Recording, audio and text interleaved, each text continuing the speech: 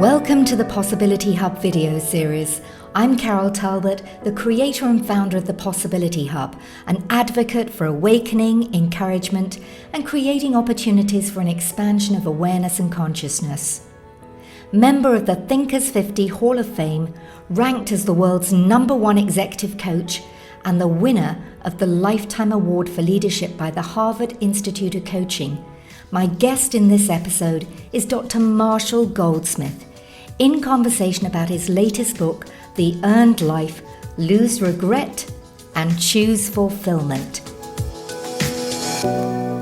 Hello, Marshall, and welcome to the Possibility Hub. I'm really excited about our conversation today, particularly because I know that you've written or edited 47 books. And in fact, your last book, I believe, or one of your books, Triggers, was quoted by Amazon or recognized as the 100 best leadership and success books ever written. I actually have two on the list. Oh, wow. Triggers and What Got You Here Won't Get You There. I'm the only person living with two books on the list. Oh, so I'm wondering now if you're going for the full 100, because in May you released another book, which is called The Earned Life, Lose Regret and Choose Fulfillment. So I wondered, what was the motivation or your reason for writing this specific book? Well, you know, what happened on this book is we sold our house in Rancho Santa Fe, California, and I was going to move to Nashville, where I am now, but then COVID kicked in. So I lived on the beach in La Jolla for about 1.5 years. And during this period, we did Zoom calls. My friend Mark Thompson and I did Zoom calls with 50 or 60 amazing people. And every week they talked about their lives.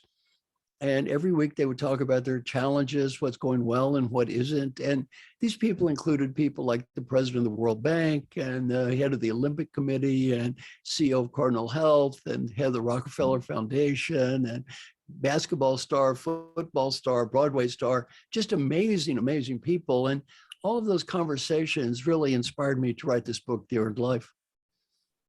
When I think of The Earned Life, when I first saw that title, it brought to mind, you know, the times of maybe my grandparents or parents where you'd be in a job and you'd be in that job 25, 30 years, and what you earned at the end of it was the gold watch. And that was said to fulfill you. But this isn't what this book is really about, because you're looking at two ends of the spectrum, from regret to fulfillment. So can you elaborate a little on that?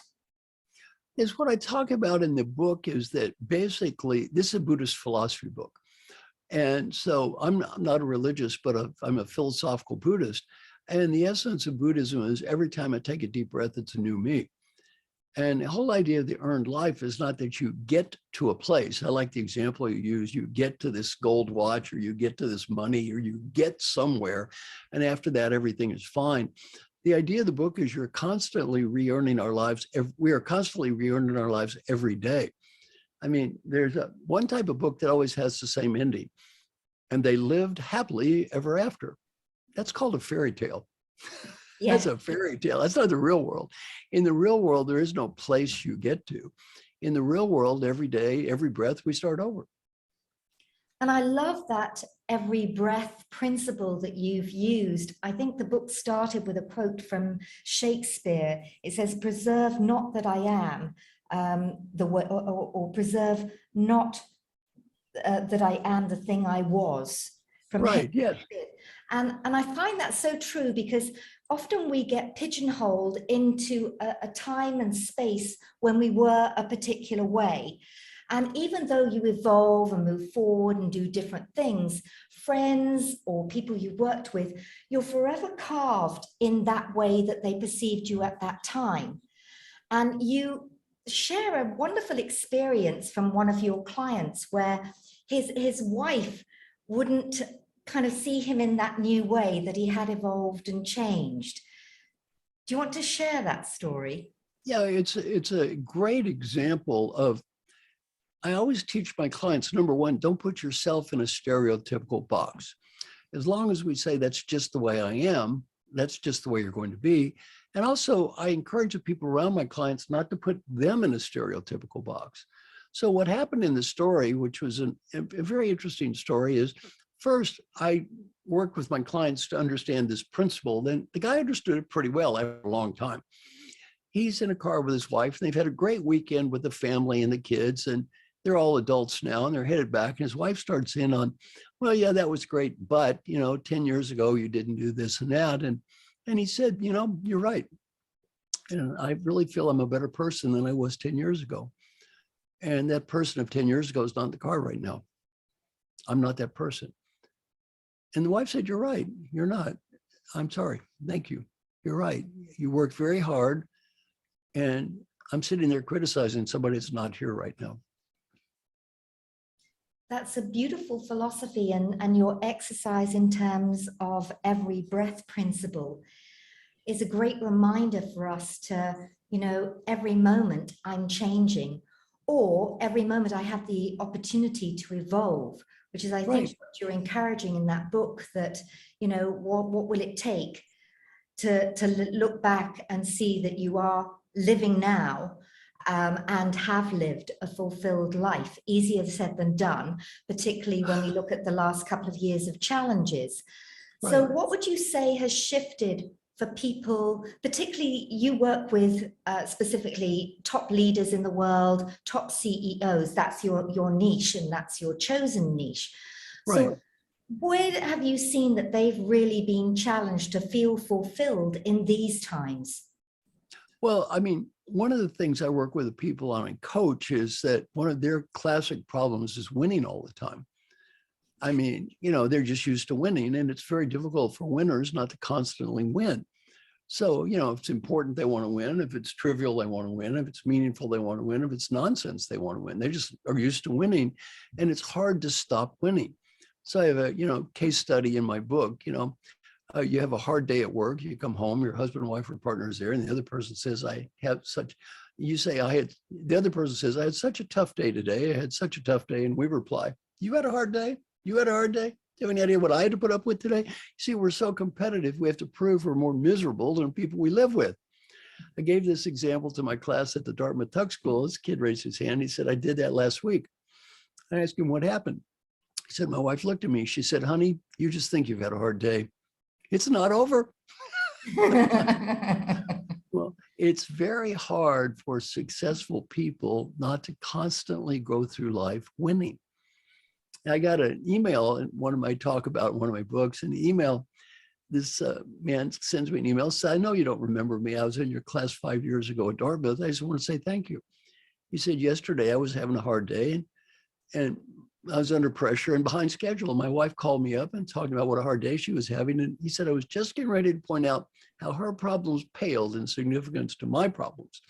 And he said, you know what? I just started breathing and remembered what you said. And I just said, thank you for everything you're doing. I love you. He said, I went home, spent $25, gave her some flowers and said, I love you. He said, it's the best $25 I've ever spent. Thank you. Well, it's hard to just breathe, slow down. Ask yourself, where am I now? Where am I? What am I doing now? And focus on now. Very difficult because we're all distracted by a million things. Isn't it true? Because, Eckhart Tolle talks about the power of now. And we can all sort of logically understand that, but to actually live it and embody it. And I know even from my own experience, I didn't kind of get it till I got it. I think I was speaking to one of my mentors and I asked him a question and he looked at me and he said, Carol, I think I've already answered that. And of course, in my own head, I was going, no, you didn't, no, you didn't, no, you didn't. When I listened to the recording, Marshall, he had answered the question, except I wasn't present. Right. I was as thinking ahead.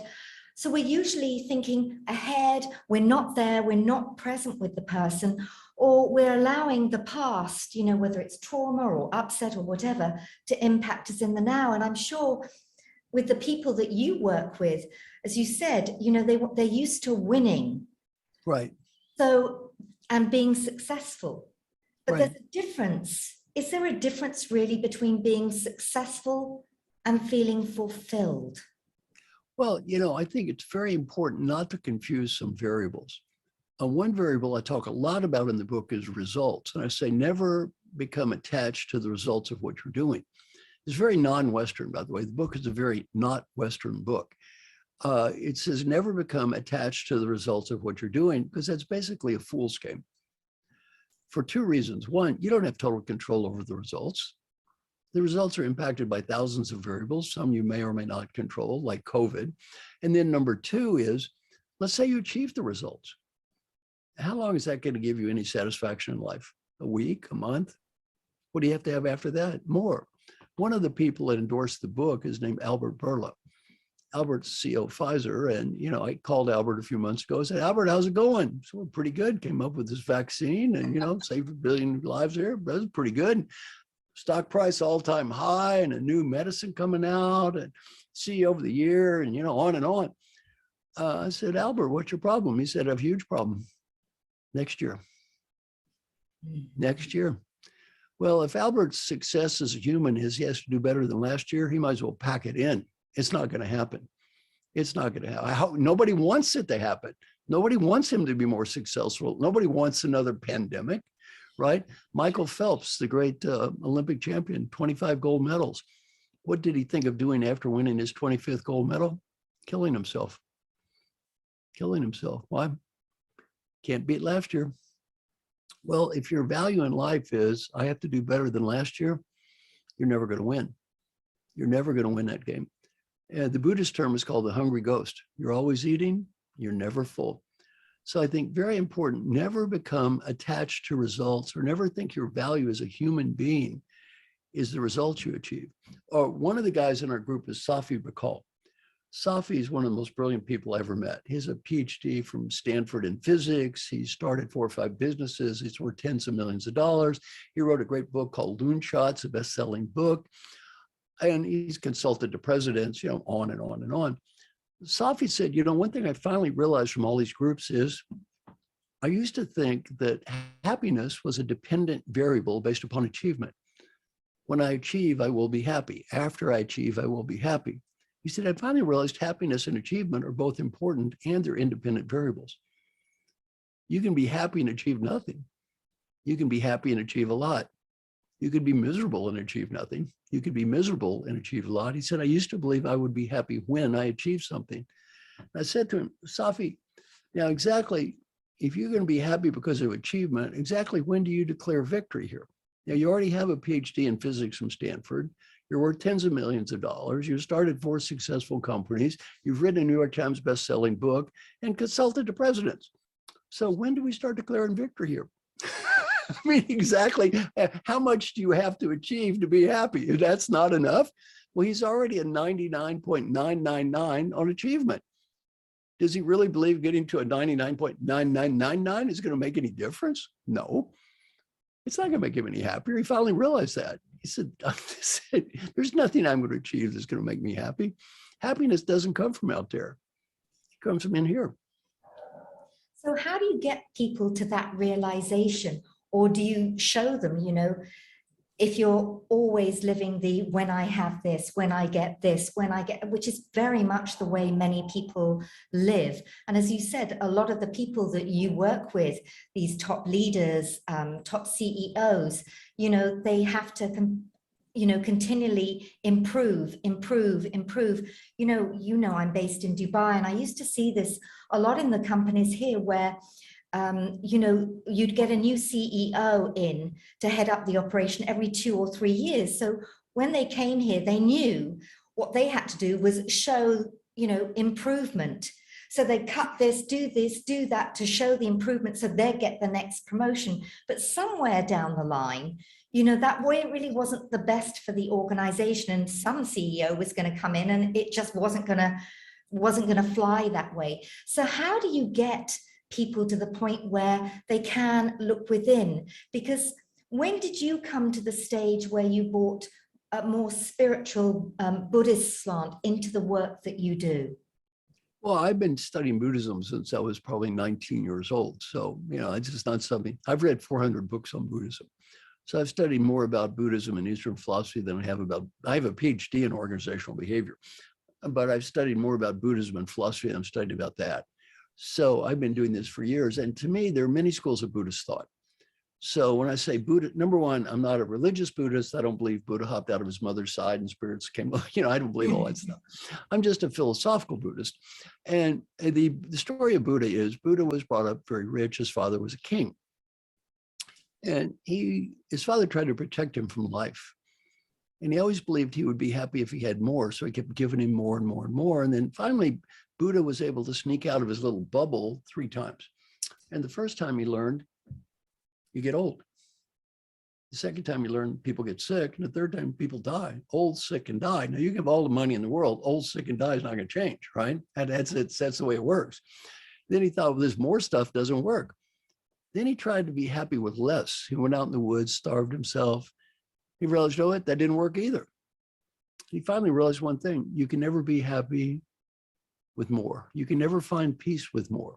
You can never find peace with less. There's only one thing you can never find peace with or be happy with. You know what? It's what you have now.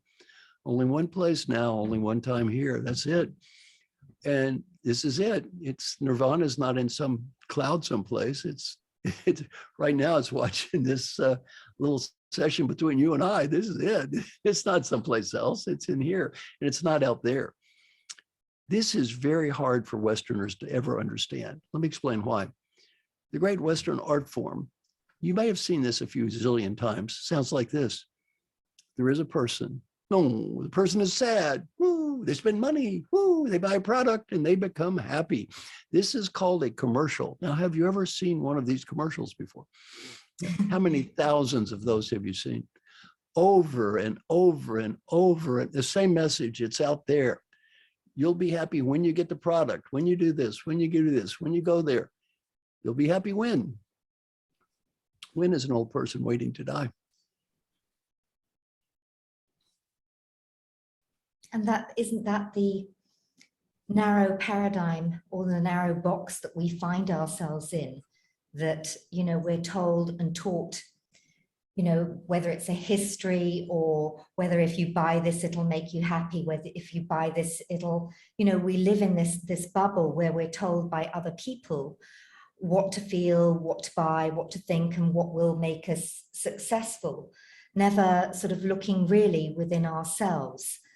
So how do you, when you work with these leaders who, are probably very confident and sure in themselves, they're in senior roles, how do you open the door to bring in these new ideas and new ways of thinking of themselves in a completely different way to probably what they've been told and taught? Well, it's interesting because one thing is all my clients are very successful. So the nice thing is they work with each other. The other thing is, you said they are this confident. We have this myth about what these people are like. Well, the reality is these people have kids with drug problems. They have parents with Alzheimer's disease. They have the same, they have to deal with crap just like everybody else. It's just different crap, but they got to deal with stuff. So, and the other thing is that they're very lonely. There's an old saying, it's lonely at the top. It used to be lonely at the top. It is now lonelier at the top. It's lonelier at the top than it's ever been. Social media, the cancel culture, people are afraid of saying anything now. So being in a group of people that are positive and supportive and smart and trying to help each other, people love that. Why? They don't have it. They're lonely. They're lonely. And they're not being judged all the time. It feels great to have people trying to help you that aren't judging you every second. So it's not really that hard for me to get people to be open-minded about this stuff. Let me give you one test I have people fill out every day. 6 questions. And they all begin with the phrase, did I do my best to? Now, the reason that phrase is important is, if I ask you, are you happy? And you say no, you'll blame the environment. Oh, I'm not happy because blah, blah, blah. Well, if I ask, did you do your best to be happy? That's a whole different question. Now you've got to look in the mirror and say, did I make the best of what the cards that were given to me every day? So 6 questions. Number 1, did I do my best to set clear goals today? That sounds simple, but you'd be surprised. We get distracted, we get lost. Number 2, did I do my best to make progress toward achieving my goals? Again, sometimes yes, sometimes we get lost. Number 3, I'll spend some time on, did I do my best to be happy? Did I do my best to be happy? So every day they have to evaluate themselves. Did I do my best to be happy? Doesn't say they even were happy. Did I even try to be happy? Did I even think about it? So in my book Triggers, I talk about 3 medical doctors I've worked with, and I can obviously use their names. One was Dr. Jim Kim. Now, Dr. Jim Kim, simultaneous MD and PhD with honors from Harvard in anthropology in 5 years. To put this in context, a normal human being gets a PhD in anthropology from Harvard in 8 years. Oh, he got one with honors in 5 years and a medical degree at the same time. He went on to be, he was head of Partners in Health, then he went on to be the president of Dartmouth College and became president of the World Bank. So he's an amazing guy. Dr. Raj Shah, head of the United States Agency for International Development at age 37, reported to Hillary Clinton. Now he's CEO of the Rockefeller Foundation. And Dr. John Noseworthy, he's CEO of the Mayo Clinic. So when the brains were passed out, none of these 3 guys were at the back of the line. All 3 asked him the same question. On a typical day, how would you score in the answer to this question? Did I do my best to be happy? All 3 had the same answer. Never dawned on me to try to be happy. Wow, how sad. Well, never, they were too busy achieving things. Yeah, they're all medical doctors. They're all medical doctors. I said, well, did it dawn on you you're going to die? Did they cover that in medical school, that death thing? He said, oh yeah, they brought that up in medical school, dead. I said, do you think this is a silly question? And they said, no, it's an important question. I just forgot to ask. Well, nobody ever suggested maybe they should wake up in the morning and try to be happy. Why? They were just achieving things all the time. Over and over and over and over and over. So every day I have my clients fill out a form. Did I do my best to be happy today? It's amazing how well this works. The next one, did I do my best to find meaning? Rather than saying, did the world give me meaning? Did I try to create meaning every day? Did I do my best to build positive relationships with people? And the last one is one you've already talked about. Did I do my best to be fully engaged? And that one's hard. Let me tell you where it's harder. It's harder at home than it is at work. By the way, over the COVID period, when we had these weekend after weekend after weekend of talks, more than half the discussion had nothing to do with work. Yes. More than half the discussion was at home. It's harder to be fully present at home than it is at work. Why, at work, you're a professional, people pay attention. At home, it's just easy to get lost. One of the guys in our group was a basketball star, National Basketball Association All-Star. So he was working on, am I fully present with my wife at home? His wife gave him feedback, you're always checked out, you're not around, you're mentally not there. So I said, okay, how'd you do this week? Oh, not so good. My wife, not so happy. She said, I wasn't really there, but he said, Marshall, I was tired, very tired. I said, well, how tired were you? Oh, I was so tired. I said, well, that's very interesting. You were tired. I went to the National Basketball Association finals with my son, Brian. We spent $1,000 each to buy tickets and watch you play that night when you won the world championship. And you were running up and down the court like a banshee. And 2 minutes to go, the coach called timeout. Were you tired? I said, oh, you can't believe how tired I was. I was exhausted. Did you tell the coach, coach, I'm tired. I'm tired, coach. Yeah. You know what he said? I never told a coach I'm tired my entire life. I said, do you think your wife is impressed? Well, we go home, we just let it go sometimes, Yeah, he's not too tired playing basketball, but he's talking to his wife, all of a sudden he's too tired. It's not impressive. And this stuff is often harder to do at home than it is at work. I love your style of getting feedback from others to almost hold it up to yourself as a reflection, a mirror. So, the way that we perceive ourselves is obviously very different from the way that other people perceive us. Like the wife, the way she sees her husband, right, and saying tired just doesn't cut it. So, I've over the years, and I have had the opportunity to attend a number of your events and seen that when you work with people and these leaders, the first thing is to get other people in the organization, get their feedback on that person's behavior. And to a certain extent, that's quite brave, even to say, okay, what do they say about me? Yet it must be the most enlightening, because the first thing you want to do is when you get feedback that you don't think is you, yet right, you have to take it as true because that's how you are perceived by others. Right. So it doesn't really matter what you think about yourself in certain environments. It's how other people see you, and then coaching people to bring those levels up. So you become the person, the leader that inspires them. I mean, Right. I can really think of how beautiful that is, not just in a work environment, but in terms of, asking other people, what do you really think of me? And of course, as I said, many people won't have that degree of truth and honesty, and many people don't want them to have that degree. Don't really tell me what you think. But it's a very unique, I always found that a really unique model, and very, very powerful, because All my all my coaching clients have to do that. it's They like, all get that's feedback. not me, that's not me. They want to say, no, they got it wrong. Yet, they have to face themselves in the mirror. Well, let me tell you a story of how I learned this from my own life. I was at UCLA getting my PhD. This is, I don't know, a long, long time ago. And I was in this encounter group, and the guru, Dr. Bob Tannenbaum, was the leader, and we were encouraged to talk about whatever we feel like. So I spent 3 weeks talking about people in Los Angeles. Oh, and they're so screwed up, and they drive around in these, Rolls Royces, and wear $85 sequin blue jeans, and they're plastic and materialistic. And 3 weeks, blah, blah, blah. I talk about people in Los Angeles, and all they want to do is impress others. That's all they care about, is impressing others. They're not really deep, obviously, like me. After 3 weeks, old Dr. Tannenbaum looks at me, scratches his beard. He says, Marshall, who are you talking to? Who are you talking to? I said, well, I guess I'm talking to everyone. He said, I don't know if you know this. Every time you spoke and you looked at only one person, you've addressed all your comments toward only one person and interested in the opinion of only one person. Who is that one person? I thought about it. I said, that's interesting. I said, that would be you. He said, it's right, me. There are 10 other people here. Why me?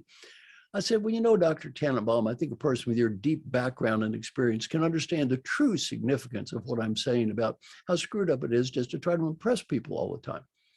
So he scratches his beard. He looks at me and says, is there any chance for the last 3 weeks, all you've been doing is trying to impress me? To which I replied, well, no. I said, I'm very disappointed. I think you've missed the significance of everything I've been saying. So he looks at me and goes, I think I understand. I look around the room. I see these 10 people. I hated his guts for 6 months. I hated this guy. 6 months later, what did I say? Thank you. Thank you, sir. You just taught me a great lesson. I never forgot that lesson. That's what I do for a living. That's what I do for a living. Over and over, I hold this mirror up in people's face. And it's, as you said, it is hard to see this stuff because we don't want to see it. I didn't want to see it. It's a whole lot easier to see our problems where? Out there. It's real hard to see our problems where? In here. So what would you say is one of the biggest transformations you've seen in somebody when that mirror has gone up, that it's really allowed them to transform, like 360, because it is like a 360 feedback model? Yeah. Now, if you read my book, the first 6 pages of the book, I'm very proud of. The first 6 pages, those are reasonably impressive people. Yeah, so those first 6 pages of the book, the endorsements on that book, yeah, those are pretty special people. Now, first I'll tell you a funny story, and then I'll answer your question. The funny story is, years ago, I went to a restaurant. It was ranked #1 restaurant in California. And on the wall, they had all these endorsements for the restaurant. And I said, one endorsement said, this restaurant is so good. This is so good that if your endorsement's on the wall, it's not a compliment to the restaurant. It's a compliment to you, because they could paper the wall with great endorsements. If they even bother to put yours up, it's a compliment to you. You know what I said at age 26? Be the restaurant. Be the restaurant. I want to be that restaurant. Well, I'm very proud of that book. If your name's on that endorsement list, you are a pretty special person. Well, one of the names on the list, back to answer your question now, is Hubert Joly. Now, of all the great leaders I've ever coached, some of them were great to start with. My friend Alan Mulally, who was the best leader, Yes. probably corporate leader in the world, he was fantastic before he ever met me. Frances Hesselbein, she was fantastic before she ever met me. Hubert Joly will tell you he was not that fantastic. He was never a bad guy. He had a lot of integrity. He meant well, but he's an ex-McKinsey guy, very analytical, very cold. And he made such a change, and he wrote about it in his book. He wrote a book called The Heart of Business, and he talks about having a coach and what it was like and how it changed his life. And he would be a great example. And by the way, mega success. He went to a company, Best Buy, that was supposed to go bankrupt. And within 5 years, the stock went up 500%. And again, he was just a great leader, a great person. And he would tell you, he has published it in his book. He did a 180. He used to be X, and he went the other direction in a very positive way. So he would be one great example of a person who really had a big change. And there's so many beautiful examples like that one you just shared in the book, really beautiful examples of successful people and their insights. And also you quite freely share some of their business practices. And then you are also using some of those practices that they've used in your practice as well. So it's, what's always said, we learn, we give, you learn, you teach, it's a lovely cycle, isn't it? Well, I learned far more from my clients than they've learned from me. One of the stories I tell in the book is called the LPR process. And that is a modification of what I learned from my friend Alan Mulally, who was the CEO of Ford. And I just applied that now to planning your life as opposed to planning LPR's life plan review process. And that's what we did every week over COVID. And it's an amazing process. I'm going to start again in September. It's an amazing process. And I learned it from him. So I would say he's a great case study. I learned 20 times from him what he learned from me. And, if you read his story about me, you'd think I've saved the world, but not really. And does this link to the 100 Coaches program that you have? Well, yeah, let me talk about that. I went to a program called Design the Life You Love. It was sponsored by a woman named Aisha Bursell. Yes. And, in the program, she asked me, who are your heroes? Now, my heroes are very kind and generous people who are nice teachers, Alan Mulally, Peter Drucker, all these people. And they gave me so much and never charged me money for it. So she said, you should be like them. I decided to adopt 15 people, teach them all I know for free. And the only price is when they get old, they had to do the same thing. So I made a little selfie video and put it on LinkedIn. I'm thinking maybe, 100 people would apply and I'll adopt 15. I was quite wrong on that. So far, over 18,000 people applied to be adopted. And I've adopted now 370. And it's a wonderful program. And in the program, the rules are we practice feed forward. You can ask anyone for help. If they can help you, they do. And if they can't, they don't. It's okay. You just thank them. And there's no expectation of paying anyone anything. There's no money. And the only expectation, if someone else helps you, then you help another person. Pay it forward. And isn't that exactly what one of your students did? Because I remember reading in the book that one of your clients who was having a little bit of a tough time during lockdown, because all her business had geared up to sort of 2020, and then whoosh, it all went down when everything was meant to reach its crescendo. But she turned it around by doing something similar herself. And doesn't that highlight that when you're in service, everything changes? Well, that was Tasha Eurich, and Tasha is a New York Times bestselling author, and she's not actually a client of mine. She is one of my adopted. She's one of my adopted daughters.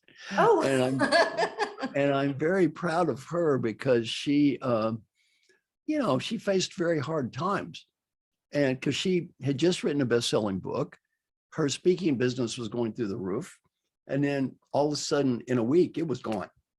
I mean, it went from totally booked out to zero in a week. And she's like, now what? And rather than just feel like a victim, she, worked very hard, figure out new ways to do things, and also really focused on how she could help other people. So how can people get involved with some of the projects that you're working on? Like when on your website, there's a coaching program there? Yeah, well, just go, send me an email, marshall@marshallgoldsmith.com. Tell me what you're interested in. I'll send you, hopefully, a good direction. And, my website is www.marshallgoldsmith.com. Also, though, I give everything away. All my material, you may copy, share, download, duplicate, use in church, charity, nonprofit. I mean, go to YouTube, put my name in quotes. You're going to see hundreds of free videos. I give it all away. So, you can't steal any of my stuff. I have a model I call the reverse franchise model. The franchise model is this: you can use my material, but you have to pay me, number one. You have to do exactly the way I teach it. Mine's the opposite. You can use all my material and it's free. You don't owe me anything. And if you want to modify it or change it, feel free. I don't care. Use it any way you want to use it. That is so different from so many people's model of that's mine. And really, we need to come from a model of sharing, that, all the ideas we've had came from maybe a book we read or someone we spoke to, and that it is really about sharing. And that's what these podcasts are about. This is what these conversations are about, to, share more into the world. Yeah, well, I'm a Buddhist, and last time I checked, I use Buddhist stuff all the time, and Buddha never sent me a request to pay him. No, and we're not taking anything with us either, This is it. So, Marshall, it's been an absolute pleasure and a delight to speak with you on the Possibility Hub. So people can just go to your website. There's all your books and how to get them. I totally encourage people to read this latest book, The Earned Life, Lose Regret and Choose Fulfillment. As I shared with you before we started our discussion, I read it. I'm just about 30 minutes reading time from the end. And my style is to read the book and then go back and digest. And what's so great about the book is there's so many wonderful exercises in there, some of which you've already alluded to and shared during this discussion and conversation. But they're really rich. It's a rich book that people will want to refer to. It really is. So I want to thank you for taking your time during lockdown to really share and put another book out for us all to digest and grow, learn, and evolve. It's been wonderful to talk to you. Thank you so much for this kind invitation. Thank you.